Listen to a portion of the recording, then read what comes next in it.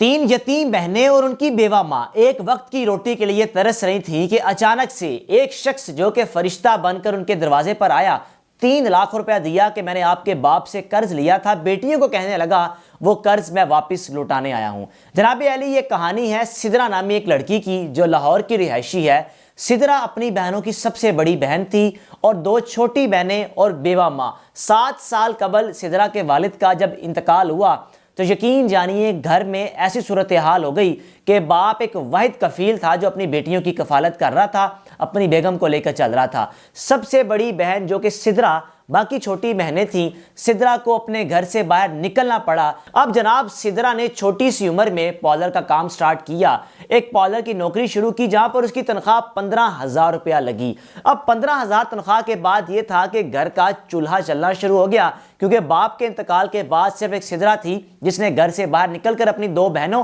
اور اپنی ماں کو لے کر چلنے کا فیصلہ کیا۔ اور ہمسائے میں ایک انصاری نامی شخص رہتا تھا جو کبھی کبھار ان 3 بہنوں اور ان بہنوں کی بیوہ ماں کو کھانا پینا دے دیتا تھا، لیکن وہ خود بھی شاید اتنا اسٹرانگ نہیں تھا کہ وہ روزانہ کی بنیاد پر ان کی مدد کر پاتا۔ سدرا نے بالآخر ہمت کر کے جب گھر سے باہر نکلی، 15,000 روپے میں ایک پارلر میں کام شروع کیا تو گھر میں ایک خوشیاں آ گئیں کہ الحمدللہ چلے گھر کا چولہا تو چلے گا۔ اب 15,000 روپیہ منتھلی گھر آنا شروع ہو گیا تھا۔ تھوڑا سا وقت گزرا کہ سدرا کو یہ تھا کہ میں جلد از جلد اس کام میں اتنی گرفت رکھ لوں کہ میں اس کام میں اتنی مہارت حاصل کر لوں کہ کامیاب ہو جاؤں، اپنی بہنوں کو کامیاب کر لوں، میری ماں کو کسی بھی قسم کی کوئی پریشانی کا سامنا نہ کرنا پڑے۔ لیکن بدقسمتی سدرا کی زندگی میں امتحان ابھی اور بھی تھے۔ سدرا کی بہنوں کے لیے، سدرا کی ماں کے لیے زندگی میں امتحانات ابھی کچھ اور بھی باقی تھے کہ سدرا جس پارلر میں کام کر رہی تھی، اس پارلر کی مالکن نے اپنا پارلر بند کر دیا کہ میں اپنے پارلر کے اخراجات پورے نہیں کر پا رہی یا مجھے بچت نہیں ہو رہی، جس وجہ سے میں اپنا پارلر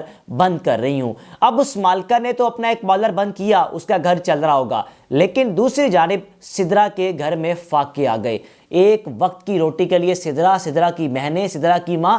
ترسنا شروع ہو گئے کہ زندگی میں چل کیا رہا ہے۔ سفید پوشی میں کسی کے آگے بھیک بھی نہیں مانگ سکتے کہ ہمیں کوئی کھانے کے لیے اناج دے دے، ہمارے گھر میں بھوک ہے۔ اب اسی دوران ایک شخص جو کہ اس کہانی کا سب سے ایک اہم کردار ہے، بھٹی صاحب،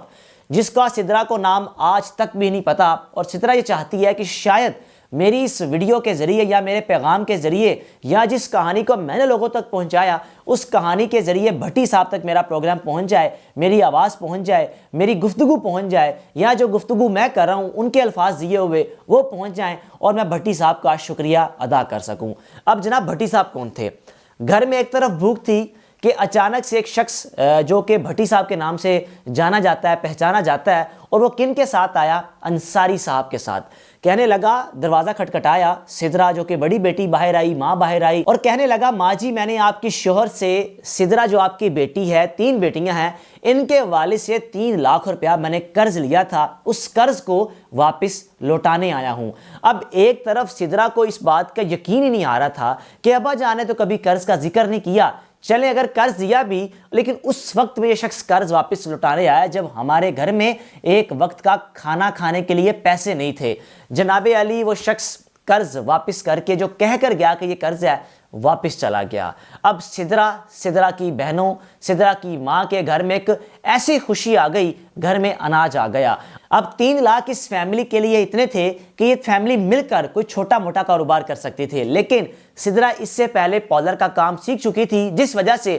سدرا نے ایک تو گھر میں راشن دانہ پانی ڈالا اور ساتھ ہی ساتھ ایک پارلر کھولا، جس پارلر میں کام کرنا شروع کر دیا۔ جناب علی، پارلر پہ کام کرتے کرتے کرتے کرتے سدرا نے اتنی محنت کی کہ اپنی 2 بہنوں کی بھی اچھے اچھے گھرانوں میں شادیاں کر دیں، اپنی والدہ کو حج عمرہ کروا دیا اور اپنی بھی شادی کر لی، اپنا بڑا گھر خرید بھی لیا۔ کہاں ایک وقت کی روٹی کو ترسنے والی سدرا اور کہاں ایک وقت میں ہزاروں روپے کمانے والی سدرا، یعنی زندگی نے کیسی کایا پلٹی کہ جہاں ایک وقت کے لیے گھر میں اناج نہیں تھا، وہیں پر بڑے بڑے گھر بھی آ گئے، گاڑیاں بھی آ گئی، سدرا نے اپنی بہنوں کی شادی بھی کر دی۔ اب جناب سدرا اپنے خاوند کے ساتھ اپنی والدہ کے گھر آئی۔ والدہ نے کہا کہ بیٹا، انصاری صاحب جو ہمارے ہمسائے میں رہتے ہیں بیمار ہیں، آپ ان کی عیادت کرتی جانا، آپ جب ان کی عیادت کرنے جاؤ گی ان کو اچھا لگے گا۔ سدرا نے کیا کیا، اپنے خاوند کو ساتھ لیا، سدرا انصاری صاحب کے گھر چلی گئی، جا کر انصاری صاحب کی عیادت کی اور کہا انصاری صاحب اللہ تعالیٰ آپ کو جلد شفا دے، اور دوسری جانب بھٹی صاحب کو بھی میرا سلام دیجیے گا، کیونکہ ہمیں تو ان کا نام نہیں پتا وہ شخص کتنا اچھا تھا جس نے میرے باپ کا قرض واپس لوٹا دیا، وہ نہ بھی قرض واپس کرتا تو شاید ہمیں کبھی پتہ ہی نہ ہوتا کہ ہمارے باپ نے کسی شخص کو، بھٹی صاحب نامی شخص کو قرض دیا ہوا ہے۔ یہ بات سننے کے بعد انصاری صاحب مسکرانے لگے۔ انصاری صاحب کہنے لگے بیٹا یہ بات سن کر میرے چہرے پر مسکراہٹ آ گئی، آپ کچھ غلط نہ سمجھنا۔ سدرا نے فورس کیا انصاری صاحب آپ اگر کچھ کہنا چاہتے ہیں یا دل میں کوئی بات ہے آپ کر دیجئے، مجھے اچھا لگے گا اور میں دعا کروں گی کہ اللہ تعالیٰ آپ کو جلد صحت یاب کرے۔ دوسرا، آپ کے چہرے کے مسکراہٹ سے مجھے کچھ عجیب سا محسوس ہوا، اگر آپ کچھ کہنا چاہتے ہیں تو دل کھول کے کہہ سکتے ہیں۔ انصاری صاحب کہنے لگے بیٹا میں زندگی کے اس ایج پہ ہوں، میں چاہتا ہوں کہ میں تمہیں ایک بڑی حقیقت بتا دوں بھٹی صاحب کے حوالے سے۔ معاملہ کچھ یوں تھا کہ جب بھٹی صاحب میرے ساتھ آپ کے گھر میں گئے تو میں نے ان سے ذکر کیا کہ 3 یتیم بچیاں ہیں، باپ ان کا سر پہ نہیں ہے، ان کی بیوہ ماں ہے،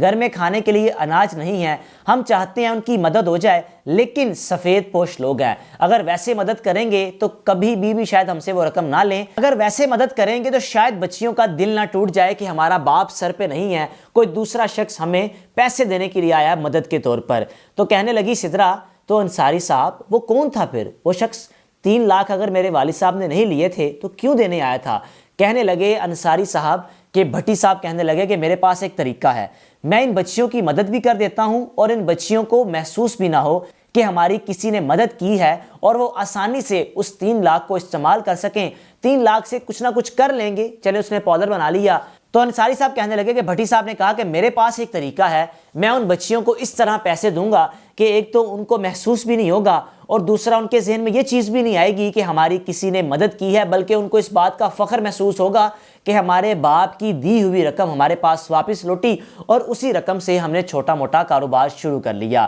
اب بھٹی صاحب نے انصاری صاحب کا مائنڈ بنا کر ان کے گھر میں آئے اور ان 3 یتیم بہنوں کو کہا کہ آپ کے باپ کا یہ قرض ہے، یہ واپس رکھ لیں۔ اب سدرا نے جب یہ بات سنی تو یقین جانیے اس کی آنکھیں نم ہو گئی، آنکھوں سے آنسو آنے لگ پڑے کہ آج بھی اس دنیا میں ایسے لوگ موجود ہیں جو کسی کی مدد تو کرنا چاہتے ہیں لیکن چاہتے ہیں کہ دائیں ہاتھ سے مدد کریں، بائیں ہاتھ کو پتہ بھی نہ چلے۔ ایسے لوگ بھی دنیا میں موجود ہیں، بجائے اس کی کسی کی مدد کرنے کے بعد سوشل میڈیا پر پوسٹ لگا دیں کہ میں نے فلاں کی مدد کی، فلاں کو ضرورت تھی، میں نے فلاں کی مدد کی، اس کے چہرے کے ساتھ تصویر لگا دیتے ہیں۔ بدقسمتی سے ہماری سوسائٹی میں، ہمارے ملک میں یہ چیز عام ہو چکی ہے۔ اب وہ بھٹی صاحب جنہوں نے ایک ایسی مثال قائم کی اور انصاری صاحب سے وعدہ لیا تھا کہ کبھی آپ سے یہ بچیاں ملیں تو آپ نے ان کو میرا نام نہیں بتانا، میں نے ان سے یہ رقم کبھی واپس بھی نہیں لینی۔ اب دوسری جانب 3 یتیم بہنیں جن کو ایک پیسے کی قدر تھی کہ ان پیسوں کا ایسا استعمال کیا کہ اپنا پاؤڈر بنا لیا۔ سدرا نے اپنی بہنوں کی شادی کرنے کے بعد جناب سدرا آج لاہور میں ایک بڑے گھر میں اپنی زندگی گزار رہی ہے۔